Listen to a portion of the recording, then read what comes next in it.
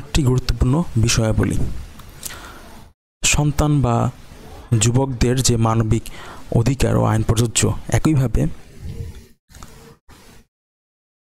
সন্তানদের ক্ষেত্রে যে আইন প্রযোজ্য অধিকার সে প্রাপ্য, একইভাবে মা বাবা বয়োজ্যেষ্ঠদের ক্ষেত্রেও অনৈতিক কর্মকাণ্ড বা আচরণ এর সমতা অবশ্যই প্রযোজ্য।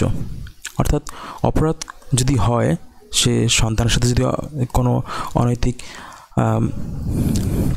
টর্চারিং করে, অথবা সে যদি অনৈতিক আচরণ করে বা শিশু যুব অধিকার লঙ্ঘন করে, অথবা সে যদি একজন দোষী হয়, সামাজিকভাবে সমাজে দোষ করে, অবশ্যই সেটা নৈতিকভাবে স্বীকার্য।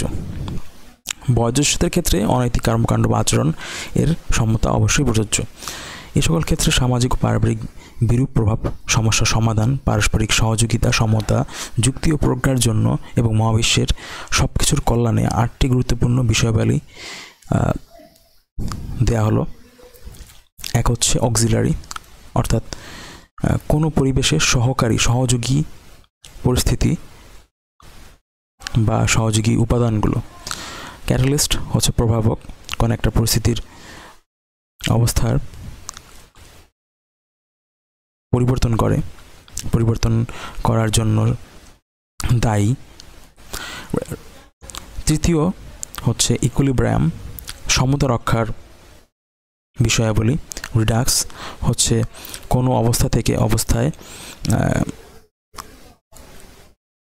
বা ঘটনার ক্ষেত্রে, কাজের ক্ষেত্রে সেই কাজটিকে পূর্বের অবস্থায় ফেরানোর যে প্রচেষ্টা, সেটা হচ্ছে রিডাক্স। অ্যাকুমুলেশন হচ্ছে সমতা। অ্যাকুমুলেশন হচ্ছে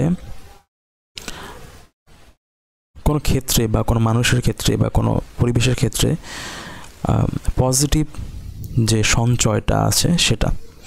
ডেটা স্ট্রিম হচ্ছে জ্ঞান, তথ্য, উপাত্ত। ডিসক্লোজার, 7 নম্বর হচ্ছে ডিসক্লোজার, কোনো কিছু খুঁজে বের করা, বিচার বিশ্লেষণ করে খুঁজে বের করা।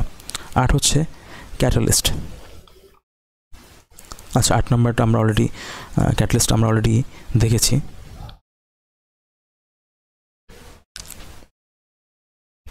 তো মোটামুটি এখানে 7টি বিষয় দেওয়া আছে, একটি মিসিং আছে। এই আমরা মোটামুটি যেটা বাকি আছে সেগুলো নিয়ে আবার দেখব। উক্ত 8টি বিষয় বিভিন্ন ক্ষেত্রে, যে 8টি বিষয় রয়েছে বিভিন্ন ক্ষেত্রে প্রয়োগ করলে যুক্তি, মানবাধিকার ও যুব অধিকার প্রয়োগ করে যাচাই করা সম্ভব, করা যেতে পারে, করা যায়।